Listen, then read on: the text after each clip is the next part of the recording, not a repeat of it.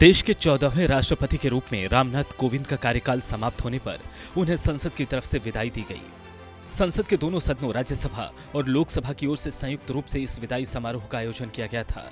रामनाथ कोविंद, उपराष्ट्रपति Venkaiah Naidu, PM Modi, Lok Sabha speaker Om Birla समेत सभी वरिष्ठ सांसद मौजूद रहे। इस मौके पर उन्होंने देश के 14वें राष्ट्रपति के रूप में रामनाथ कोविंद के कार्यकाल समाप्त होने पर राष्ट्रपति के रूप में सेवा करने का अवसर देने के लिए देश के नागरिकों को धन्यवाद देते हुए कहा कि संसद लोकतंत्र का मंदिर है। सांसदों को संसद में बहस और असहमति के अधिकारों का प्रयोग करते समय हमेशा गांधीवादी दर्शन का पालन करना चाहिए। आप सबके लिए ये विशेष गौरव की बात है कि आप सब भारत की जनता के निर्वाचित प्रतिनिधि हैं। भारत की जनता ने आप सबके माध्यम से मुझे राष्ट्रपति के रूप में चुनकर देश की सेवा करने का अवसर प्रदान किया। इसके लिए मैं देशवासियों का सदैव आभारी रहूंगा। सर्वशक्तिमान ईश्वर की कृपा से जिस दायित्व को निभाने का अवसर मुझे प्राप्त हुआ, उसका निर्वहन आप सभी के सहयोग के बिना संभव नहीं था। इसके लिए मैं आप सबका भी आभार व्यक्त करता हूं। अपने कार्यकाल के दौरान मैंने अपनी पूरी क्षमता से अपने कर्तव्यों का निर्वहन करने का प्रयास किया है। आप सबने मेरे प्रति जिस अटूट विश्वास का परिचय दिया, उसके बल पर मैं अपने कर्तव्यों को भली भांति निभा सका।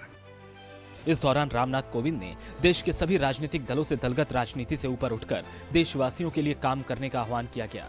उन्होंने कहा कि राजनीतिक प्रक्रियाएं राजनीतिक दलों के अपने तंत्रों के माध्यम से संचालित होती हैं, लेकिन पार्टियों को दलगत राजनीति से ऊपर उठना चाहिए और राष्ट्र सर्वोपरि की भावना से यह विचार करना चाहिए।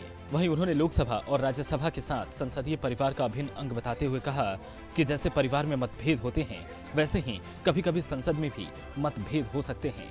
आगे का रास्ता कैसे तय करना है, इस विषय पर विभिन्न राजनीतिक दलों के विचार अलग अलग हो सकते हैं, लेकिन हम सबकी सर्वोच्च प्राथमिकता देश और देशवासियों के हित में निरंतर काम करते रहने की है।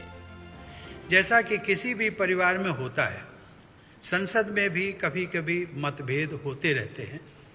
आगे का रास्ता कैसे तय करना है, इस विषय पर विभिन्न दलों के विचार अलग अलग हो सकते हैं, लेकिन हम सब संसद रूपी परिवार के सदस्य हैं, जिनकी सर्वोच्च प्राथमिकता है राष्ट्र रूपी विशाल संयुक्त परिवार के हित में निरंतर कार्य करते रहना। राजनीतिक प्रक्रियाएं राजनीतिक दलों के अपने तंत्रों के माध्यम से संचालित होती हैं, लेकिन पार्टियों को दलगत राजनीति से ऊपर उठना चाहिए और राष्ट्र सर्वोपरि की भावना से यह विचार करना चाहिए कि देशवासियों के विकास और कल्याण के लिए कौन कौन से कार्य आवश्यक है।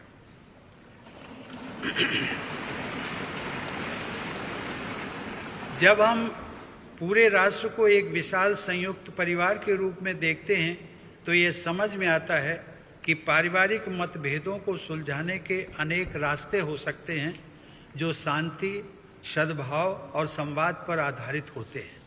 विरोध प्रकट करने के अनेक संवैधानिक रास्ते राजनीतिक दलों और नागरिकों को उपलब्ध हैं।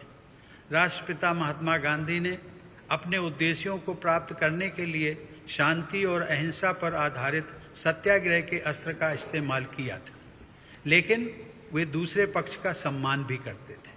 हमारे नागरिकों को अपनी मांगों के लिए दबाव बनाने का तथा विरोध करने का संवैधानिक अधिकार उपलब्ध है, लेकिन मेरे विचार से इस अधिकार का प्रयोग हमेशा गांधीवादी तौर तरीकों के अनुरूप शांतिपूर्ण ढंग से ही किया जाना चाहिए। विदाई अभिभाषण के दौरान राष्ट्रपति रामनाथ कोविंद ने कहा कि आज आप सबसे जब विदाई ले रहे हैं, तो हमारे हृदय में अनेक पुरानी स्मृतियां उमड़ रही हैं। इसी परिसर में, जिसे सेंट्रल हॉल के रूप में जाना जाता है, सालों तक ना जाने कितने सांसदों के साथ यादगार पल बिताए हैं। इस मौके पर कोविंद ने नवनिर्वाचित राष्ट्रपति द्रौपदी मुर्मू को बधाई भी दी।